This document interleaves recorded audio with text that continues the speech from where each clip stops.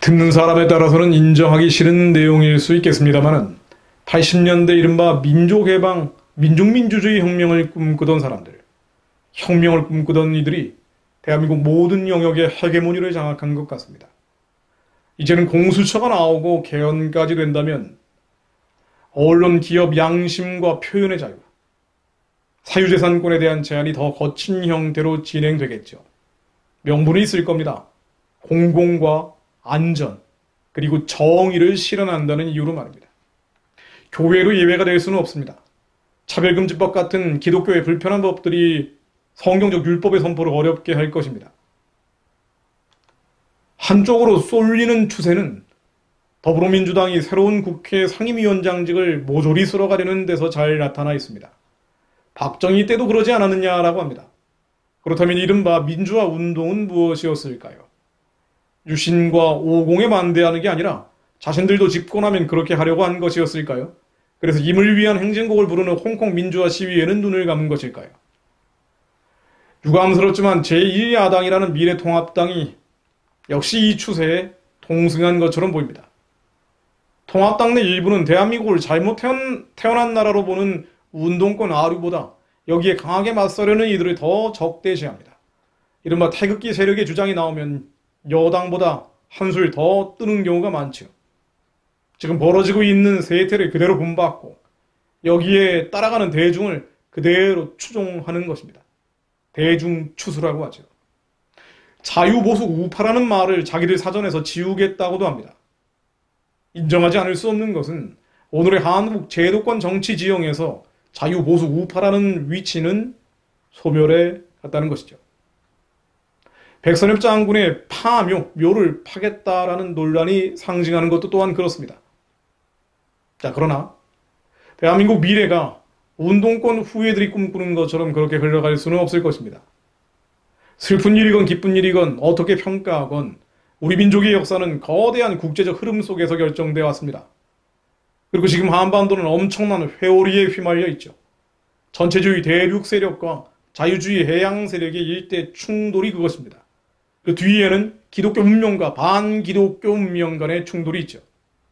북한, 중국, 러시아가 전체주의 대륙 세력이라면 한국, 미국, 캐나다, 호주, 뉴질랜드, 대만, 인도, 홍콩은 자유주의 해양 세력입니다.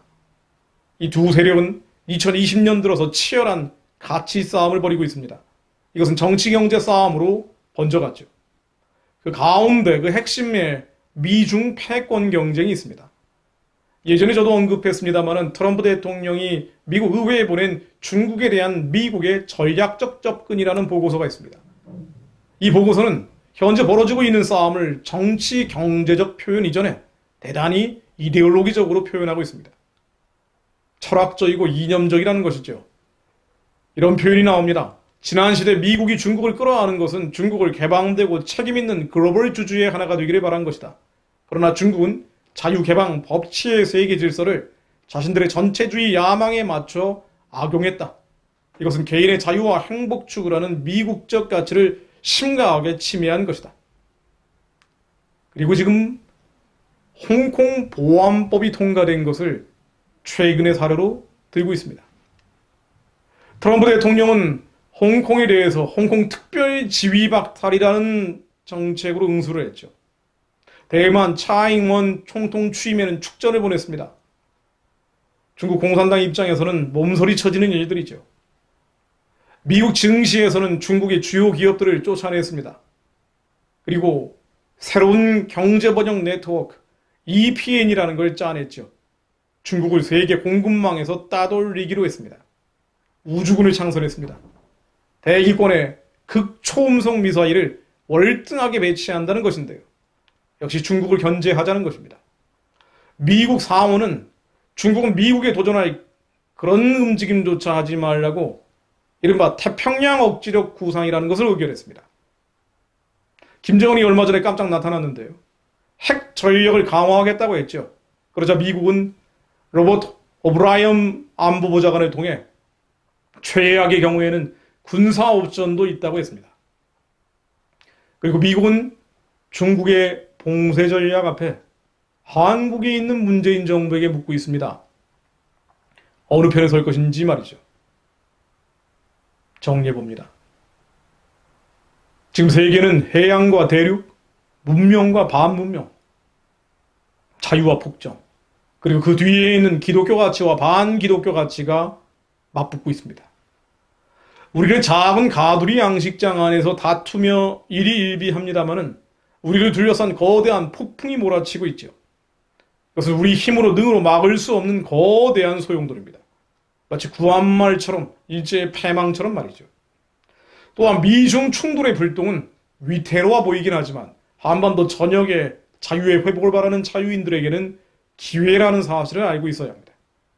미를 대통령도, 미를 야당도, 미를 언론도, 미를 인물조차 보이지 않지요. 그러나 걷잡을 수 없는 흐름은 문명의 북진, 자유의 북진, 복음의 북진을 향해 가고 있습니다. 이것이 역사를 운행하시는 하나님의 크신 손길입니다. 또한 우리는 의의 승리, 악의 패배라는 성경적 진리가 한반도 위에 응하게 될 것임을 믿어야 합니다. 왜 그렇습니까? 하나님이 역사를 경영하시며 복음이 땅끝까지 전해지기 위한 길을 열고 계심이 너무나 선명하게 나타나고 있기 때문입니다. 우리는 우리 문제에 함몰됐을 때 이 큰 흐름을 보지 못하지만 눈을 조금만 열어볼 때 하나님께서는 역사를 본인의 예언하신 대로 끌고 가고 있습니다. 그러므로 성경에 나와 있는 주님의 말씀들이 한반도에 응하게 될 것을 또한 믿어야 합니다. 악인들은 풀같이 자라고 악을 행하는 자들은 다 흥왕할지라도 영원히 멸망할 것이다. 시편 92편 7절의 말씀이 한반도 위에 응하게 될 것을 믿습니다. 하나님이 우리 육안에는 믿을 구석이 없게 하셨죠. 믿을 게 하나도 없습니다. 그러나 이것은 오직 하나님만, 말씀만을 믿게 하기 위함입니다. 사도 바울이 그렇게 고백을 했죠. 고린도후서 1장 8, 9절로 아시아에서 너무 큰 어려움을 겪고 있을 때 형제들아 우리가 아시아에서 당한 환난을 너희가 모르기를 원하지 아니하노니 힘에 겹도록 심한 고난을 당하여 살 소망까지 끊어지고 우리는 우리 자신이 사형 선고를 받은 줄 알았으니 죽을 것 같았다는 겁니다. 사형 선고를 받은 줄 알았으니 왜 이렇게 하셨습니까? 왜 하나님이 이렇게 하셨습니까? 이것은 우리로 자기를 의지하지 말고 오직 죽은 자를 다시 살리시는 하나님만 의지하게 하십니다. 하나님만 의지하게 하십니다. 그리고 이 말씀이신 하나님이 성경 66권을 통해 기록되어 있습니다. 그러므로 우리는 하나님만 의지하며 이 말씀이신 하나님이 한반도에 응하게 될 것을 믿음으로 고백합니다. 악인들은 풀같이 자라고 악을 행하는 자들은 다 흥왕할지라도 영원히 멸망할 것을 믿습니다. 또한 우리는 무엇을 믿습니까? 여호와께서는 자기 백성을 버리지 아니하실 것을 믿습니다. 자기의 소유를 외면하지 아니하실 것을 믿습니다. 시편 94편 14절의 말씀이 한반도에 응하게 하실 것을 믿습니다. 말씀이신 하나님만을 의지하오니 우리는 의지할 것이 아무것도 없으나 이 말씀에 의지하여 그물을 던집니다. 죄인들의 땅에서 소멸하시며 악인들을 다시 잊지 못하게 하실 것을 믿습니다. 그러므로 시편 104편 35절 말씀처럼 내 영혼아 여호와를 송축하라. 할렐루야. 또한 우리는 무엇을 믿습니까? 하나님의 부르심입니다. 택하심입니다. 이 민족의 사명입니다. 우리가 기도 가운데 하나님께 받았던 마음들입니다. 주님은 아마도 묻고 계실 것입니다. 너희들은 정말 원하고 있느냐? 북한의 구원과 복음의 통일을 넘어 선교하는 제사장 나라가 되기를 바라고 있느냐? 그렇습니다. 하나님, 저희가 그렇게 바랍니다. 우리가 기도 중에 하나님께 받았던 마음들, 하나님, 그 마음들 이루어 주실 것을 믿습니다. 우리에게 주신 감동과 떨림과 울림과 그 약속들을 믿습니다. 하나님 이 약속을 믿습니다. 로마서 4장 17절로 기록된 바 내가 너를 많은 민족의 조상으로 세웠다 하심과 같으니 그가 믿은 바 하나님은 죽은 자를 다시 살리시며 없는 것을 있는 것으로 부르시는 이시니라. 하나님 믿습니다. 아브라함이 그랬던 것처럼 히브리서 기자가 그랬던 것처럼 하나님은 죽은 자를 살리시며 없는 것을 있는 것으로 부르시는 이심을 믿습니다. 아무리 악한 자들이 권력을 잡고 뒤흔든다 하더라도, 정의가 땅에 떨어지고 불의가 만영한다 하더라도, 하나님, 죽은 자를 살리시며 없는 것을 있는 것으로 부르시는 주님께서 반드시 이 나라와 민족을 향한 부르심과 택하심과 선교하는 제사장 나라의 사명을 이루어 주실 것을 믿습니다. 아브라함이 바랄 수 없는 중에 바라고 믿었으니 이는 네 후손이 같으리라 하신 말씀대로 많은 민족의 조상이 되게 하려 하심이라. 아브라함도 바랄 수 없는 중에 바라고 믿었습니다. 도저히 될 수 없는 상황 가운데 믿었습니다. 대한민국이 다시 회복된다는 것은 바랄 수 없는 것이죠. 될 수 없는 것입니다. 눈으로 보기에는 불가능한 것처럼 보입니다. 그러나 그 가운데 하나님의 약속을 저희들은 믿습니다. 아브라함이 그가 100세가 되어 자기 몸이 죽은 것 같고 사라의 태가 죽은 것 같음을 알고도 믿음이 약하여지지 아니하였고, 믿음이 없어 하나님의 약속을 의심하지 않고 믿음으로 견고하여져서 하나님께 영광을 돌리며 약속하신 그것을 또한 능히 이루실 줄을 확신하였으니 그러므로 그것이 그에게 의로 여겨졌느니라. 하나님, 아브라함처럼 저희들도 믿사오니 북한의 구원과 해방이 이루어질 것을 믿습니다. 복음으로 통일된 선교하는 제사장 나라가 이루어질 것을 믿습니다. 지금은 미혹되어 졸고 있고 자고 있는 한국의 교회들이 깨어 일어나 하나님의 선하신 선교의 사명을 이루어달라고 부르짖게 될 것을 믿습니다. 회개의 불길이 한 번 더 저녁을 휩싸게 될 것을 믿습니다. 그에게 의로 여겨졌다 기록된 것은 아브라함만 위한 것이 아니요 의로 여기심을 받은 우리도 위함이니 곧 예수 우리 주를 죽은 자 가운데 살리신 이를 믿는 자니라. 하나님, 저희들 또한 믿습니다.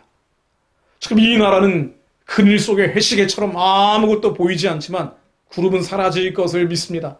다시 해가 비쳐 해시계가 해시계의 기능을 발휘하게 될 것을 믿습니다. 주님, 우리가 믿사오니 이 민족이 죽게 범죄했습니다. 온갖 죄악과 음란이 뒤덮어버렸습니다. 북한의 우상 숭배를 받아들였습니다. 주체 사상마저 받아들였습니다. 나락과 수렁 속에 빠지고 있습니다. 그러나 하나님, 회개하는 자들이 남아있사오니 아직 바르게 무릎 꿇지 않는 자들이 부르짖사오니 예수 그리스도의 피로 우리의 죄를 깨끗게 하시고 더 말하여 주시어 주님이 맡기신 선교한국의 사명 이루게 하옵소서. 눈에 보이는 상황과 귀에 들리는 환경을 믿는 것이 아니라 예수 그리스도만을 믿으며 말씀이신 하나님만을 믿으며 어둠의 38선 가르고 복음이 북진하게 하옵소서. 땅끝까지 이어지게 하옵소서. 주님, 이 날이 오게 될 것을 믿습니다. 예수 그리스도 이름으로 기도했습니다. 아멘.